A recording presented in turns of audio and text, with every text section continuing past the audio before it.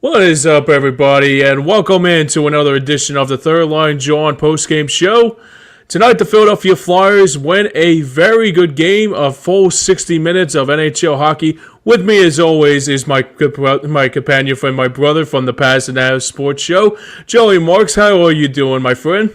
Good evening, James, and yeah, most certainly a great game by the Flyers, a complete game by the Philadelphia Flyers. Yeah, absolutely, as the Flyers, like I said, win their first game, and after avoiding a four-game losing streak tonight, Joe, it looks like the Flyers finally got their rhythm. They finally got back to where they were a couple nights ago against, I believe it was the Florida Panthers when they lost 7-5, but they finally found that little bit of that a little bit of a flu bug that they had the last couple games, but it's good to know they came back tonight starting a very good full 60 minutes, and especially against Columbus. You cannot ask for a better game than here tonight. This was a get-right game. It by no other, it was a get-right game. Get away, get on the road, do what you do best, and become road warriors and get right in Columbus. And after the weekend and everything, this is something they surely needed. Absolutely, and I think that was basically the setting of the tone of the game, because the Flyers early on had some opportunities and had some pucks on net, and I think the one thing I was really intrigued about tonight is that different players getting into the groove of what they were going to be doing tonight, and I really thought this was a very great game for the Flyers to get a get-right game, like you said, Joe, and let's begin to the first period. So the first period, the Flyers had some opportunities in that first to try to get on to a good start. And the first goal of the game came with Noah Cates giving the Flyers an early 1-0 lead. Yeah, this is a guy who I said last Thursday, I'm looking for him and Farabee to get off the schneid. Those guys were so close for so many different games, and I'm so happy for him. Maybe this gets him going. We've seen when certain players on this team come off the schneid, like an Owen Tippett and a Forrester, like what that can do for them. And we'll get to Owen Tippett in a minute. Yeah, absolutely. Like you brought up, even padded behind the glass is Noah Cates setting the tone for the opening period for the Orange and Black. But later on in the first period, I think that's what, like you said early on with Owen Tippett, and even Jim Jackson brought it up in the broadcast. He has become red hot the last couple games, and now having to score five goals out of the last five. Can't say nothing better about that, Joe. Look, when you could score 5 goals in 5 games, that It's is telling you something, right? That's production personified. That is producing where you need to, and no one expects that to be sustainable. But good Lord, if he can bottle that and keep it going for the majority of the season, this team is surely going to make some waves. Yeah, absolutely. And later on in this second stanza, the Flyers had a chance to go up 3-0 and found a goal from a man that hasn't scored in quite a while, TK, with a little bit of a, dare I say, twisted wrister to give the Flyers a 3-0 lead. Yeah, TK has been, one of those unsung heroes this season. And listen, he was my MVP for the preseason MVP for the Flyers. My feeling is still the same. As TK goes, this team will go. And tonight was a prime example of that success that TK has had this season. Yeah, for sure. And I think that's the thing that I really took out of this game is that even Travis Konecny sometimes gets a little bit of ahead of himself, but I think this game was finally a get right game for him too, especially to give that Flyers a 4-0 lead. But Columbus will get back on the board after, I don't know if it was Columbus scoring after this, or I think the Flyers got one more to make it 4-0. It was 4-0, and then they scored a power play goal. Columbus did. That's right. So I think the Flyers will get a 4-0 lead out of it, and I believe TK got credit for another goal to make it 4. Yeah, and listen, this is a guy who, if you start to look at where this roster is structured, you got Owen Tippett, you got Mitchkov, of course, you got TK, you got a guy like Noah Cates and a Farabee that can kind of produce. This can be a lineup from line 1 to line 3 or 4 where it can produce differently on different nights, and tonight was TK's night. Yeah, and I think that's the thing too. I think it was a pretty good night for both. Like Travis Konechny and Owen Tippett, even basically had 2 goals apiece to give the Flyers a 4-0 lead at or 4-1 lead at the end of two. So I think now the Flyers, like the one thing that the Flyers did do that in the third period is that they usually don't get a very good start to the third period, but right away, Morgan Frost, after a game that he had in the last game against Utah, coughing up the puck to give the Utah Hockey Club the advantage and also the win. Tonight, it looks like Morgan Frost did an excellent job once again to get credit for another goal to put on his resume. You know, this kid has always been a talent. He just hasn't tapped into it quite yet. And I think when you surround him with guys like Tippett and Mitchkov, you're bound to see the potential shine out of him. And it did tonight. Yeah, no question. And the Flyers would always. I mean, the Flyers had 5 goals in the game tonight, and they win. But Columbus will score a couple of them to make it a little bit easier said than done. Those goals were probably just garbage goals, just to add some points to Columbus's game. And so the Flyers will win 5-3 tonight over Columbus. As tonight the Flyers get back on track, and now they get another breather, and then they take some time off and come back home for another game on Thursday night when they take on the Detroit Red Wings. And I think that should be a very good matchup coming into this game after this win tonight. Yeah, I think Detroit's going to be a good test. Detroit's kind of like one of those teams that's on a rise, and they have young players too. And so being able to test yourself, youth versus youth, it's going to be an interesting game to see, like the measuring tape basically of where the Flyers are in their progression.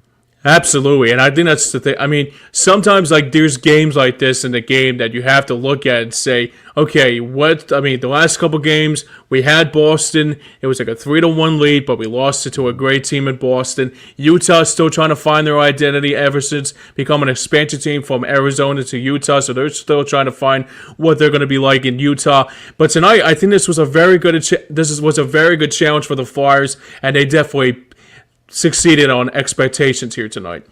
You know, and with Utah, this is the thing that I've said on countless occasions. When you look at like these expansion teams, and you look at like some of these teams that, utilize some of the rules of being able to assist those new teams. You look at like the Kraken, you look at the Golden Knights. Right. Some of these guys get success right out the gate, and that's fine. So I don't take the Utah Hockey Club lightly. I honestly think that the way that the rules are structured, the way that things are structured in the National Hockey League, expansion teams have a good pathway of seeing instant success quickly. Now, whether they can sustain it like the Knights have done is a different story. Yeah, and the other thing too, to piggyback what you said about that too, and that about what Vegas was in the first year of the expansion year. They went to the Stanley Cup final. I don't think it's going to be, excuse me, going to be a Stanley Cup final contender with Utah. They got a long ways to go, but they could be a playoff team in the next couple of years or so too. Right, and you have to look at where the Kraken were. Yes. The Kraken is the prime example. Is like they came in and they were a playoff team pretty much right out the gate. So, I would not be all that surprised if Utah made the playoffs.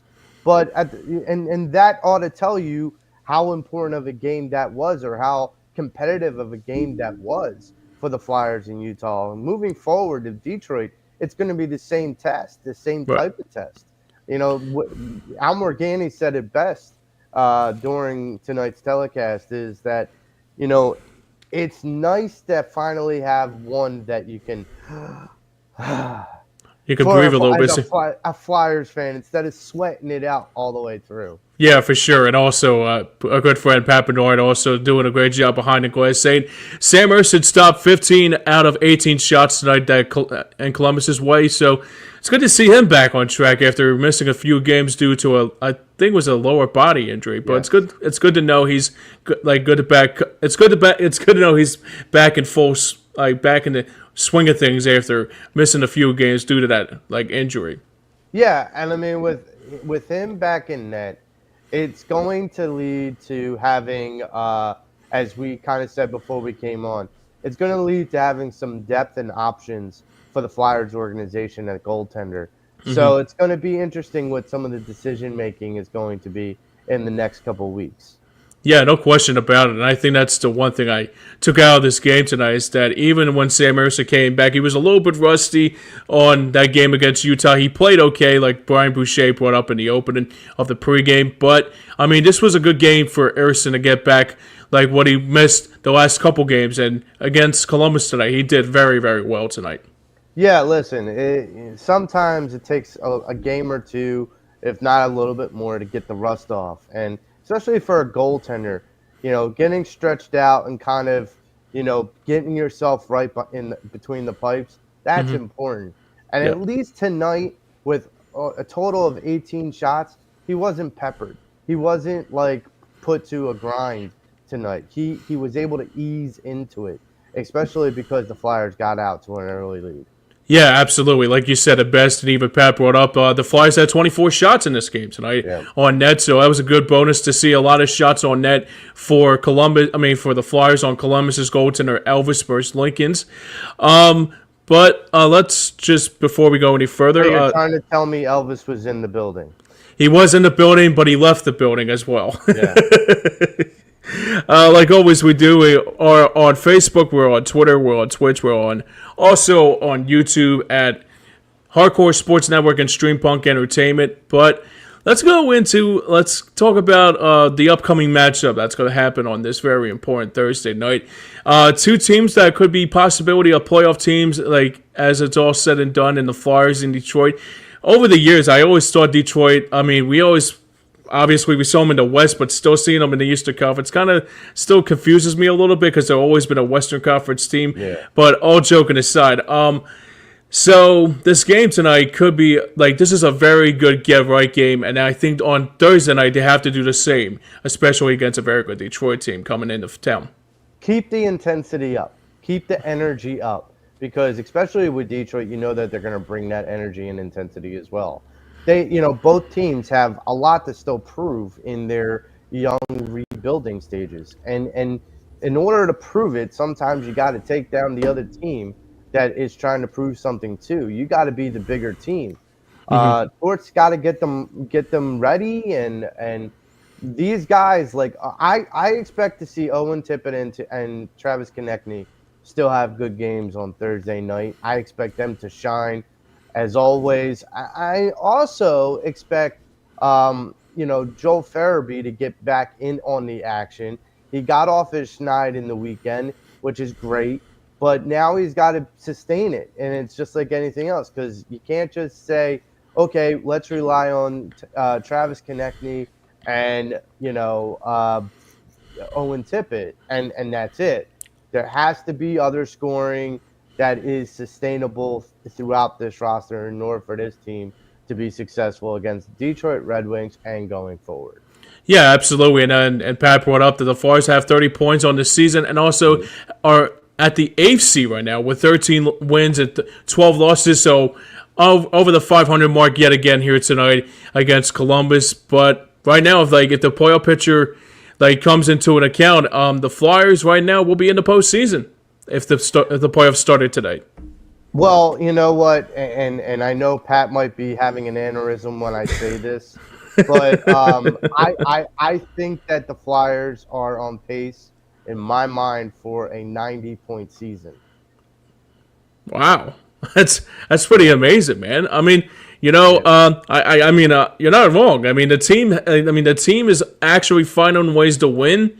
And I mean, what I brought up on the pregame is that if you can finally get some ground, if you get opportunities to get on top, not on top of the Metro, but basically get some games against the Metro and actually do your dirty work to do your job, to do whatever you can to get into stay on top of the Metropolitan Division. Because you think about it right now, the Rangers are struggling right now. They just lost Jacob Trouba.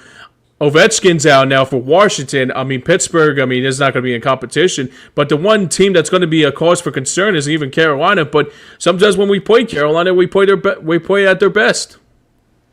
Yeah.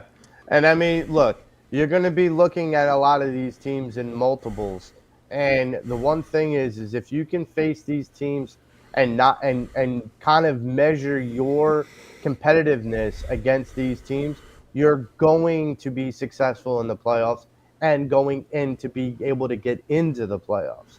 So leading into 90 points, we're not just talking about regulation wins. I mean, this team Could be has been overtimes. they've been feisty enough. And look, outside of Saturday, this is the one thing I can tell you is if you get this team to overtime, sometimes Mitch Goff will take over. That's perfectly well said, Joe. I think that's the one thing you take out of it too, because I take out of that game on Saturday was a win. They had it in the bag, but they just gave Boston life, and Boston came back and bit them. You give an inch, you get they take a mile. Yep, absolutely. And also, so after on Thursday night, the Flyers will play Minnesota and then have a couple games on the road and all that. And then they will close out the 2024 against Columbus again on the 21st, right before the holiday break. But before we go, I think Pat has some other stuff that we can check out here to think if I missed anything. But if Around the league. let's check out. Let's do around the national for And then we'll check out like MVP of the game. Yeah, there we go. All right, let's check out our round of National Hockey League on this very important Tuesday night of the NHL.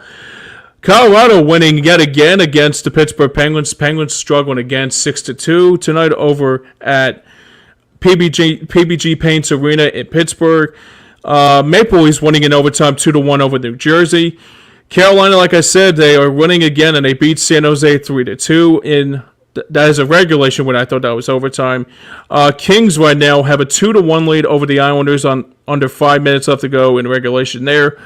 Up in Winnipeg, the Jets take on the Bruins, and it's a 3-1 Winnipeg, and they're winning once again. Winnipeg's just unstoppable. They're up 3-1 right now over the Bruins.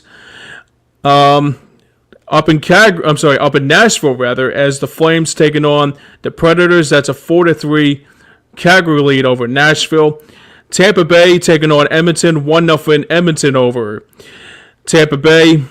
Utah and Minnesota scoreless. That just started around maybe a couple minutes ago. That's around the 14-minute mark of the first period.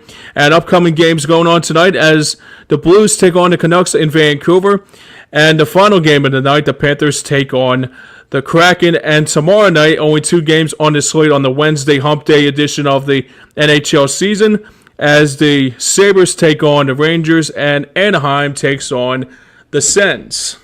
Yeah, the Wednesday night hockey is always a must-see TV, and it is. Definitely check those games out. I think that the biggest one of tonight's game is going to be Florida and the Kraken, because I think that would be a playoff matchup at some point down the road.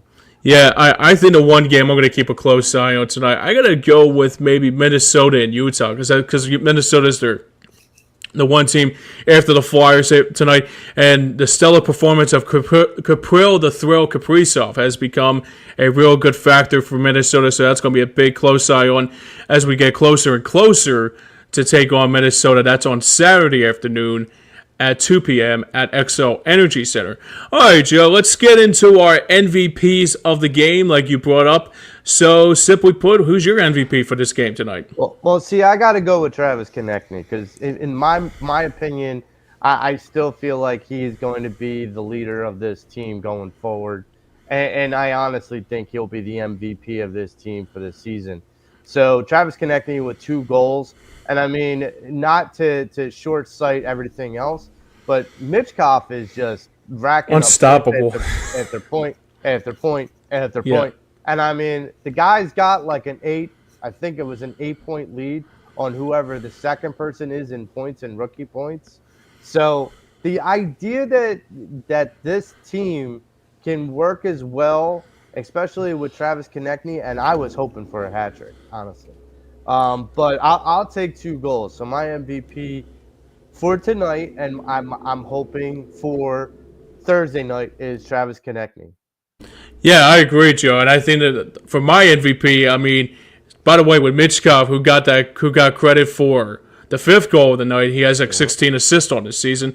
So have another night. So that's another thing to put on his resume for the youngster as well. For me, the MVP of the game, I got to go with Owen Tippett, Joe. I think Owen Tippett, the last 5 games, he's just been unstoppable. I mean, we're finally seeing Owen Tippett be red hot, and I think tonight, like after the last couple games, he finally broke the camel's back and finally came into an existence. I think that's going to be another good thing to go into this game against Detroit, and even Travis Konechny get on the board tonight too. That should be a real good tall test for Detroit on Thursday night here in South Philadelphia. I mean, think about it this way, James. So Owen Tippett had 2 points tonight. Mitch Kopp had 2 points tonight. Morgan Frost had a point with a goal in that, and they're all on the same line. Tortorella is putting these guys there because he wants the young guns to eat, and that's going to really be the box to check when it comes down to Detroit or any future game. Is going to be how well does that line play during that game. With Owen Tippett and Mitch Kopp doing their stuff and Frost getting off the schneid tonight and making up for Sunday, this line, above all, is going to lead this team. And then you add that with Travis Konechny and what he can do. It's going to be an entertaining couple Thursday. Yeah, for sure. And before we go, we're going to give us a little bit of grades. So for me, I'll give the Flyers a B+ tonight on the grades that the Flyers looked good tonight. Goaltender looks stellar. Obviously, the scoring was great tonight. So what's your grade for this game tonight, Joe? So I'm going to go A-, and the only reason why I'm going A- is because their power play is still struggling. Yeah. It's still and then it got really sloppy towards the end of that second period. They were able to cover it up because they had such a big lead, but they got really sloppy. That end of that second period when they let that one cheapy goal go in for the Blue Jackets, it should have never happened, honestly.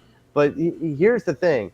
They can't play sloppy. It's like, we've said this before, is if you play sloppy, especially in the National Hockey League, you're going to get burned. You're going to get burned, but the game can flip in 30 seconds. Right. No, I agree, Joe. I completely 100% agree. The reason why I put a B+ there is because obviously the power play has been it's not a big concern, but down the road you have to find ways to get credit for the power play. I mean, even last year when we call it the penalty of the power kill, I mean it was a little bit not concerning very, very much, but it could be better. But I do agree, Joe. I think the power play has to be a lot better when the time calls for it, especially when crunch time hits in the next few months. Listen, when you are trying to be a playoff team, you have to take advantage of that power play. If Absolutely. you don't, more talented teams that are talented at the power play are going to make you pay. And because the Flyers, we know this. The Flyers are a physical team. They're a scrappy team. We saw a fight tonight where Seidler took on a guy twice his size. Yeah. I've been there. Even if I didn't want to be, I've been there. So it's like drop the gloves with them to stick up for your teammate. Okay. Yep. And as you're looking up at the guy, you're going to please don't punch me in the face. Please don't punch me in the face. But we're a scrappy bunch. But if we're taking penalties or if we're able to draw penalties, we have to be able to take advantage of those scenarios. Yeah, absolutely. And before we go, the Flyers were 1 for what was that, Pat? Oh, okay, the Flyers were 1 for 3 on the power play tonight, so that's a good bonus to going into this game, as going into this next game. But that is a wrap for the third Line Jawn Flyers post-game show. Once again, Joe, thanks a lot for joining me tonight, my friend. We really do appreciate it. Coming up on Thursday night, the Flyers will play Detroit, coming back to town, and a little road trip after that as the Flyers take on Minnesota and some other teams in between. Before we go, I want to say thank you to everybody who wanted to chime in also, who also listened to our show on Hardcore Sports Network and Stream Punk Entertainment. Now for Joey Marks and for the Gobbler himself behind the glass, Pat Bernard, this is James Scorza saying so long from here. Until then, we'll see you guys next time. Until then, have a great night, everybody.